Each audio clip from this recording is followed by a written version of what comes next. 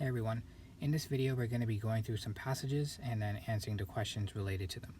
And I scored in the 99th percentile on the MCAT, so with this video I'm trying to show you how I would look at a passage, look at what information matters and what doesn't, and how I would break down the passage, and then how I approach all the questions, how I see what the question is asking me, and then go through all the answer options, see what's correct, what's incorrect, eliminate them one by one until I have the final correct answer.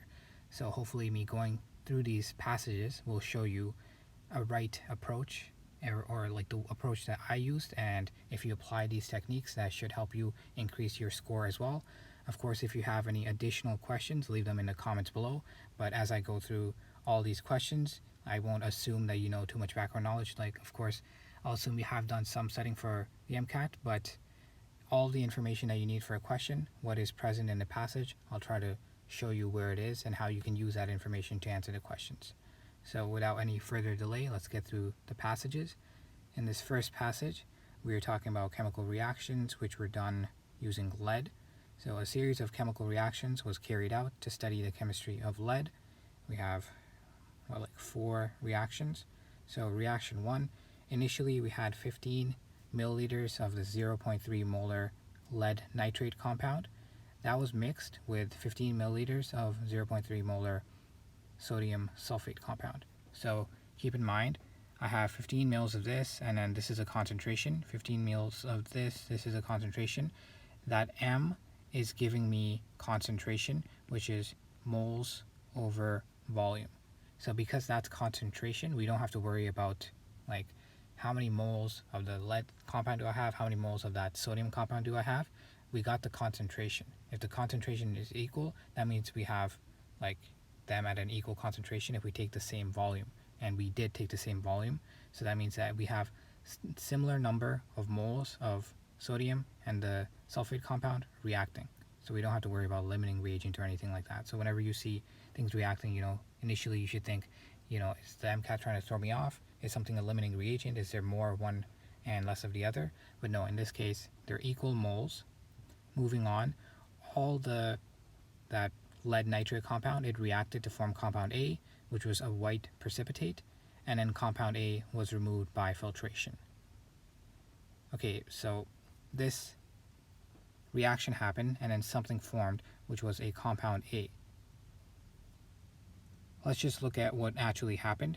So we have this lead nitrate compound, and I'm just going to go through this passage slowly because this will help you answer the questions. When you start getting into the questions, you'll see that it actually requires an understanding of all the reactions that took place.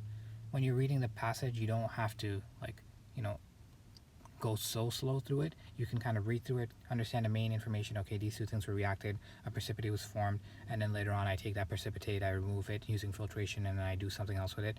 I can understand that. That's how I would actually approach a passage. I would read through it, understand the main points, and then start going through the questions. But in this case, just because it's going to help you for questions, I'll write out what actually happened. So these guys reacted, and then when you learned chemical reactions, one type that you learned is called double displacement. So you should see these two reactants and think that's what's going to happen, right? Like, what else could really happen? You have the positively charged metal, which is balanced with that anion, and then you have 2 of those. So the only thing that can really happen is they have a replacement, and it happens twice. So what I mean by that is that now the nitrate, which was with the lead, goes to the sodium, and then the sulfate, which was with the sodium, now goes to the lead. So I have this compound, and then I have the sodium now with, I guess I can just say NaNO3, and I didn't balance this completely. It's not stoichiometrically balanced. Don't worry about that. What really matters is what compounds were made, and then because we did this and we know that double displacement happened, now we know that this is what compound A was. We were told that compound A was formed, it was a white precipitate. That's what compound A was. So moving on, now I'll just read the passage and then leave the equations till later. In reaction 2, we took 15 mils again, 0.3 molar of this potassium iodide, and then added that to compound A. Okay, so once again, same amount of moles, reacted that with compound A. The mixture was agitated, and some of compound A dissolved now, okay, and then in addition, a yellow precipitate of lead iodide was formed. So see how we still have the lead? That means lead must have been in compound A, so more evidence that compound A is this lead sulfate compound. So lead sulfate reacted with this potassium iodide, we got new precipitate, which is that lead iodide. Moving on to reaction 3, this lead iodide, now this was separated, mixed again with that same number of moles of a sodium carbonate compound, and then at the end we got a white precipitate of potassium carbonate. All of that lead iodide, that was converted into potassium carbonate. Okay, another reaction and another precipitate. And then finally reaction 4, now this lead carbonate was removed by filtration, so they purified that, and then a small sample of that gave off a gas when it was reacted with dilute HCl. So we took the lead carbonate, reacted it with HCl, and it gave off a gas. So whenever I see carbonate and then a gas was formed, and then these are under acidic conditions, like I've done enough chemistry and organic chemistry to know that the gas which was released is going to be carbon dioxide gas. So carbonate, what it looks like this. So if you studied enough organic chemistry, you know carbonate looks like this. The way that the gas could form is like if one of these went away, the negative charge, now I have a hydrogen there. This is because it's under acidic conditions now. And then if this guy came in here and it formed 2 bonds now with the carbon, and then this guy left, then I would get carbon with 2 oxygens to have a double bond with it, and then the OH, it'll leave as like OH minus, but then it's under acidic conditions, so it'll grab another proton, and then we have water. Okay, so carbon dioxide is the gas. But even if you didn't really know that, you can still logic it out and answer question 1. Question 1 is asking us which of the following reactions depicts the formation of gas in reaction 4. So gas was formed in reaction 4. Once again, that's the lead carbonate reacting with HCl to give off a gas. So right there in reaction 4, you know that lead carbonate has to be one of the reactants, and of course HCl does as well. Option A shows you the lead carbonate, it shows you the HCl there, and then we have this lead chloride compound. Sure, that could be one of the byproducts. And carbon dioxide, we see that. That makes sense, that is the gas. That makes sense, yeah. And then water, like all of that makes sense. So A could be the correct answer. Option B is saying for some reason they put in this sodium carbonate compound, and now they're doing this reaction with sodium instead of the lead. So, you know, this is like pretty simple. The information is given right there in reaction 4. There's no reason for you to put sodium. Not sure why like anyone would pick this, so you can easily remove this answer option. Option C, it's saying that the gas is chlorine gas. No, that's not really likely. Like it could, okay, you could think, okay, it could be hydrogen gas, chlorine gas, or some carbon gas. Maybe you could think that it could be chlorine gas, but then if you look at like this guy right over here, lead with 2 carbons, like what are you implying? You have, when it breaks up, you have this cation and then this anion. Carbon with a 2 minus charge, would that species really exist? That doesn't really make sense, right? It makes more sense what we see in option A, which is that we have lead with chloride, and then if you have 2 chlorides with a -1 charge, that makes sense. But carbon with a -2 charge like that, that's not a compound which would actually exist. So because of that, you should be able to remove option C. And then just for future reference, if you see carbonate and then it's under acidic conditions, just keep in mind that carbon dioxide is likely the gas which formed. And then option D is for some reason lead iodide instead of lead carbonate, so we remove that as well. The question is clearly telling us to look at reaction 4, and reaction 4 told us it's lead carbonate. So option A is the correct answer here. Moving on, in question 2, it's asking us the identity of compound A. What is compound A? This is when you'd have to read what's happening in the reaction and then understand what reaction actually took place and what the products were. We already did this beforehand. this is the reaction right here. The two products that we got from the double displacement was the lead sulfate and the sodium with the nitrate. And when you learn about different anions and cations, you learn what does and doesn't dissolve. And compounds that have, I'll do this in another color, something which has sodium as well as compounds which have nitrate, they do dissolve. So because of that, we can say that it's not this compound which is going to be the precipitate. So we're told that we're looking at what's compound A, and it was a white precipitate. It's not the one with sodium, it's not the one with the nitrate, and of course it's not either of the two reactants, because as you can see right here, we were told that these are both aqueous species, so they're not going to be a precipitate. And then once again over here you see both the sodium and the nitrate, so it's not this guy either. And also in reaction 2, you saw that you reacted it with the potassium iodide, and then you got lead iodide. That means that compound A must have lead in it. So if you can look at the reactants, figure out that this is a product, lead sulfate from the double displacement, and then also see that the lead compound has to be what compound A is, all of that leads you to figure out that lead sulfate is what compound A is.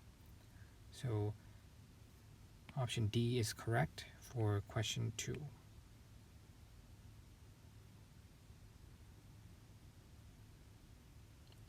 Moving on to question 3.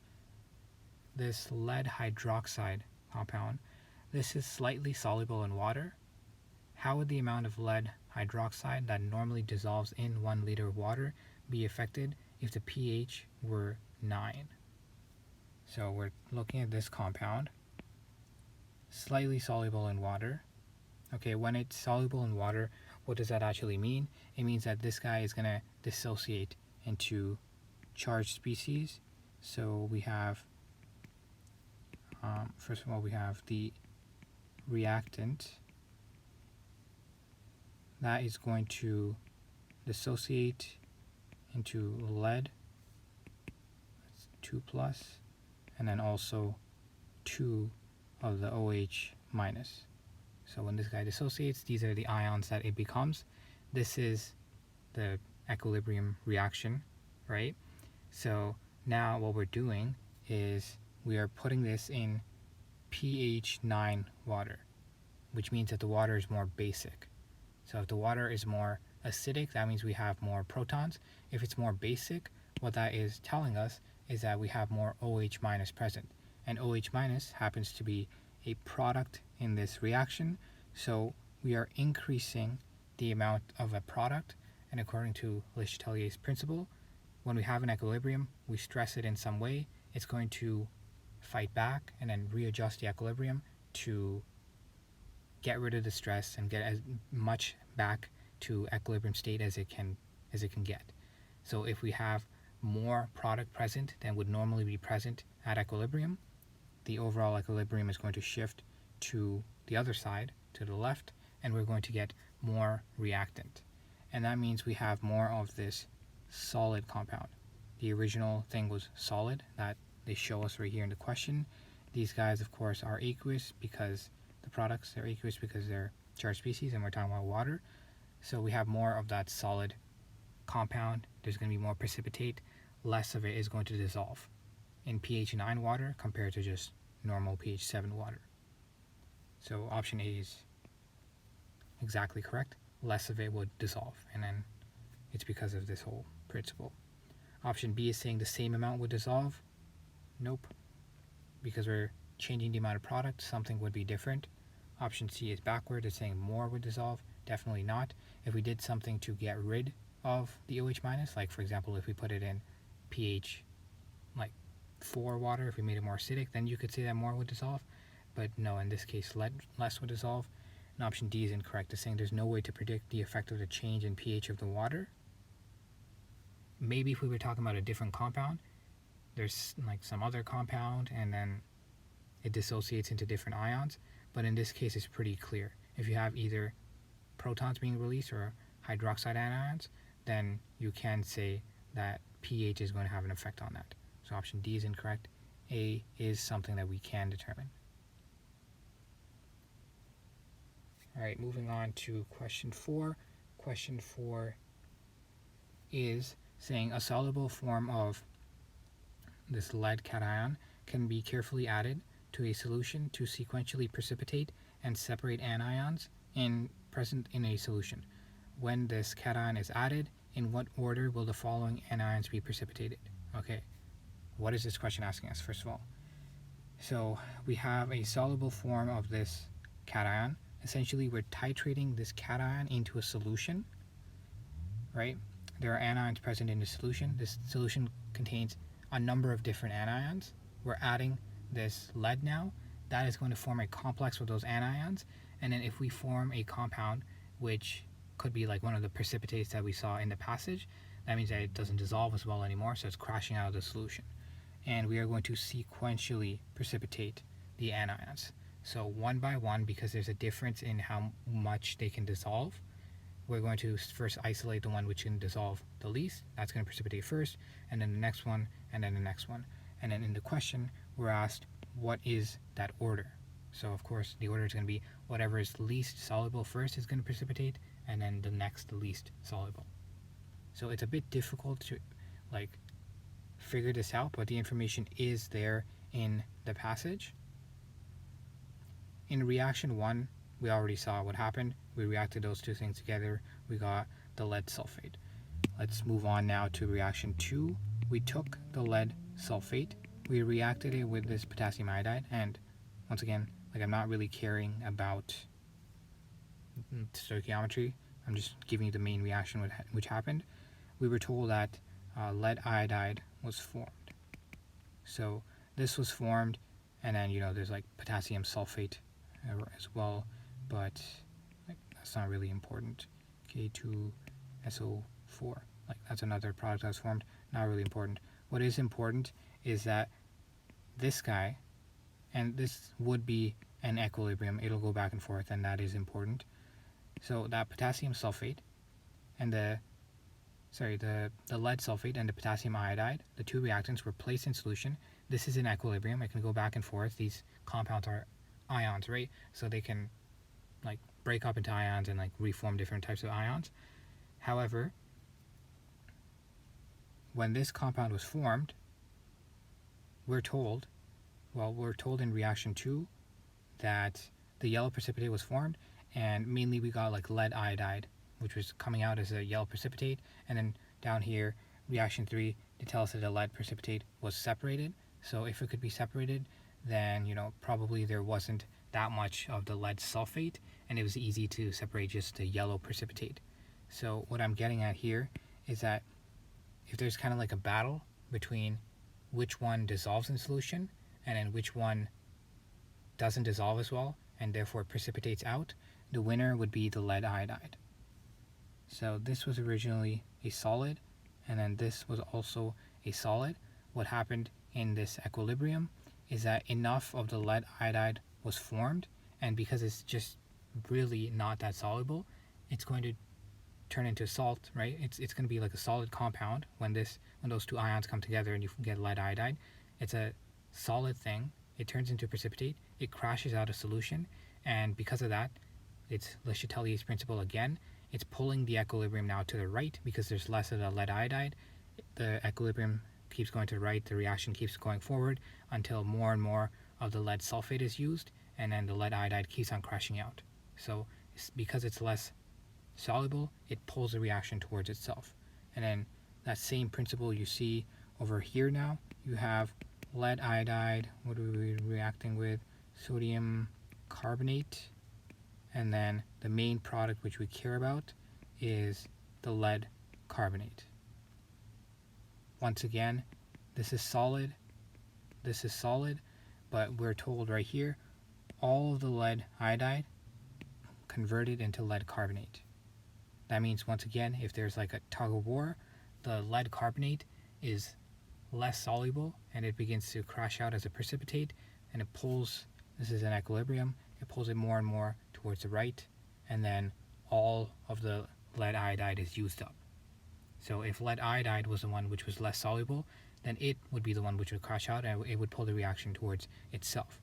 So this order of reactions tells us that if I'm looking at what is the most soluble would be SO4, and then less soluble than that would be the iodide, less soluble than that would be the carbonate. So the least soluble is the carbonate. And then once again, question 4 is asking us what's the order in which the anions will be precipitated. The one which is least soluble is going to precipitate first, so that means carbonate.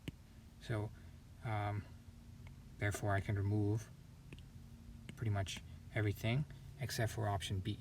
Option B is correct. It's telling me that carbonate is going to come out first, and then after that iodide, and then after that the sulfate compound can come out.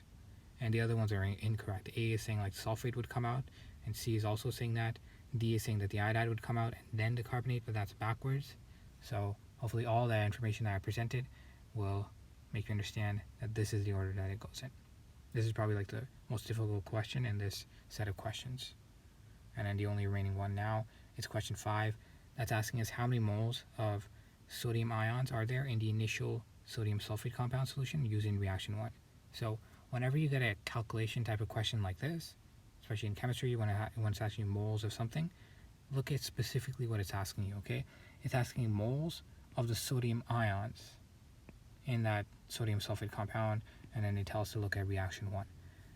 So we're not looking at how many moles of the sodium sulfate compound we have.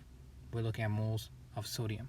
So that means that if I take this compound, right, and it's aqueous, it's going to dissociate in solution to give me 2 Na plus and then 1 SO4 2 minus. Okay, so that means for every 1 mole of the sodium sulfate compound, I get 2 moles of sodium. Going back to reaction 1, these are the numbers they told us: 15 milliliter, 0.3 molar. So in this case, it's just doing some calculations, making sure your units are fine and everything. So 15 milliliters, that is the same thing as 0.015 liters. Okay, I just turned that into liters, and I multiply that by 0.3. So it was molar, which means that it's moles over liters, right? And now my liters can cancel out. So now I have moles, but once again, these are moles of the sodium sulfate. So I just multiply that by 2, and this 2 came from that. And that should be it. That's the number of moles of sodium that I have. And when you do that calculation, B is the number that you should get. So I'm not really going to bother doing longhand calculation right here. But of course, for the MCAT, make sure you do a lot of practice with longhand calculations, with turning things into different units. Like we had 15 milliliters before, but I had to turn it into liters. And yeah, just all that stuff. Make sure you practice a lot of that by hand and don't rely on a calculator. And that's it for this first passage. And then we have a few more passages to go through. If you look down in the description, you will see that we have a course, right? We have a 30-day MCAT course.